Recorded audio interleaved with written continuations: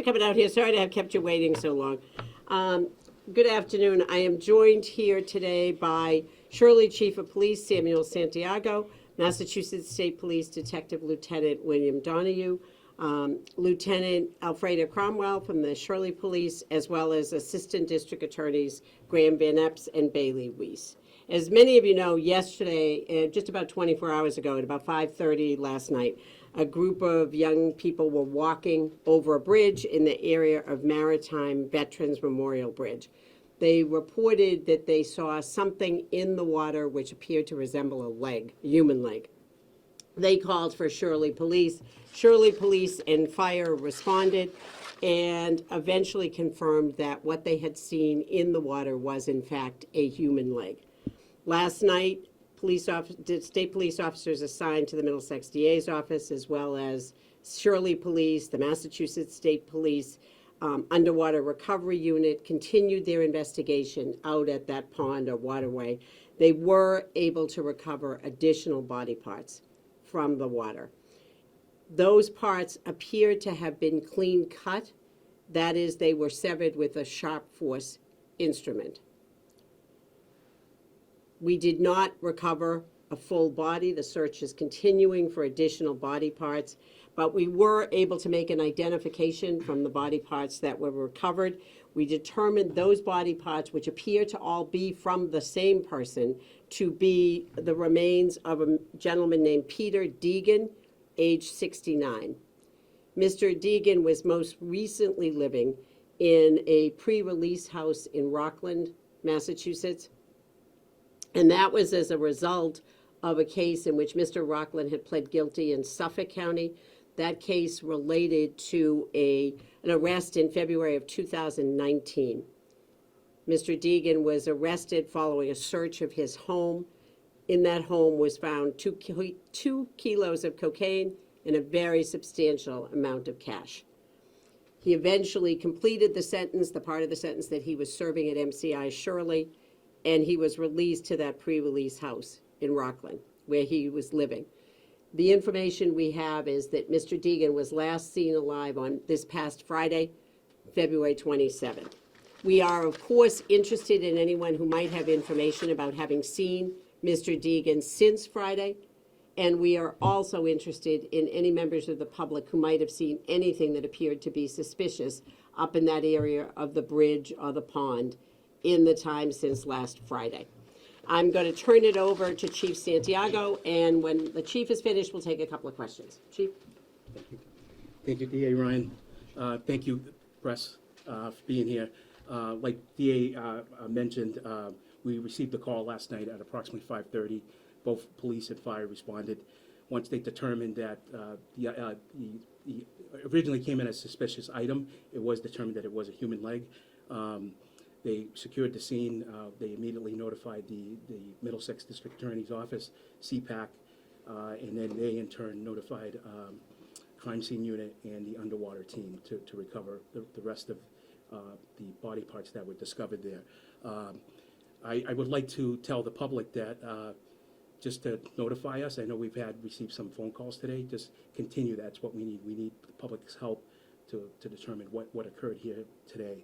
I know we have a lot of residents that are concerned, and I want to assure them that we're here for you. We're here to support you, to provide that public safety that we've been providing.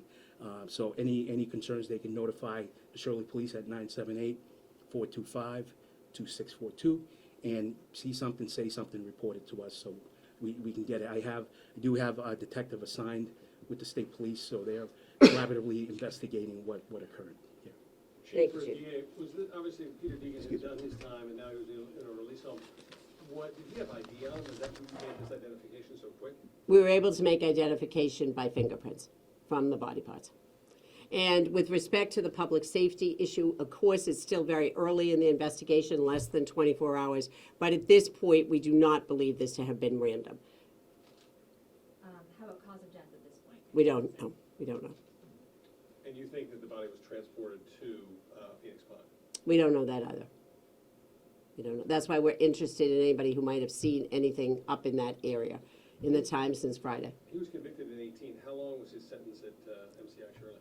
It appears, and it's a little bit confusing because of COVID, it appears that the original sentence was an 8-year sentence, but the records seem to indicate that at some point he was released on a GPS bracelet. You'll recall that a number of people were released on bracelets during COVID, and also that at some point, although it was a Suffolk case, he had made his way to Shirley to serve a piece of that sentence. Do we have any idea how long the body was in the water? No. This question, please. But we do know he was last seen on Friday, so Right. we're in that time frame. I'm sorry. This question for Chief Santiago en Spanish, please, por favor. Chief Santiago, ¿cuál es el punto de la investigación en este momento, por favor? ¿Cómo fue la pregunta? ¿Cómo va la investigación en este momento? Pues todavía estamos en el primero proceso de la investigación. So, estamos trabajando con el State Police, con el Middlesex District Attorneys, la oficina de ellos, y yo tengo un oficial que está con el State Police. So, es muy temprano para decir lo que estamos haciendo. Y el mensaje a la comunidad que se estén tranquilos, que estén... Ya que si ven algo que nos llaman al número que yo dije, el 978-425-2642, y reporten cualquier cosa que ellos vean. Nosotros estamos aquí 24/7 para cualquier cosa que pasa, para mantener las personas aseguradas. Hey, Ryan, it appeared that there were state police detectives looking at homes nearby the pond. How crucial is doorbell camera footage, any footage? Do you want people to be providing you ring cameras? Yes, as we said, anything would be helpful. I know some of you have been out there. It's a pretty remote area.